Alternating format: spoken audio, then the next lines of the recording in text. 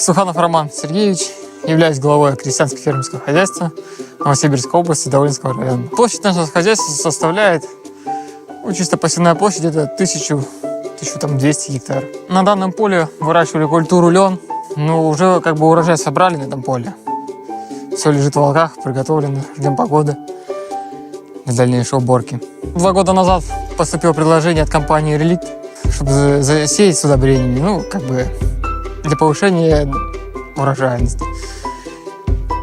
В общем, на предложение я отреагировал, можно сказать, согласился дальше сотрудничать с ними.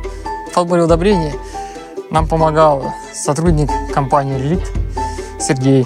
Он также консультировал по всем вопросам, в общем, оказывал всяческую поддержку и помощь, то, что я не знал. Первый год мы использовали как стимулятор роста использовали на пшенице и решили попробовать на следующий год. Ввели севооборот лен и решили попробовать на льне также применить данный стимулятор.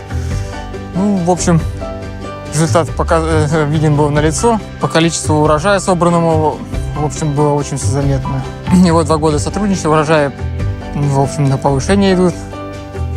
И дальше планирую сотрудничать с ними.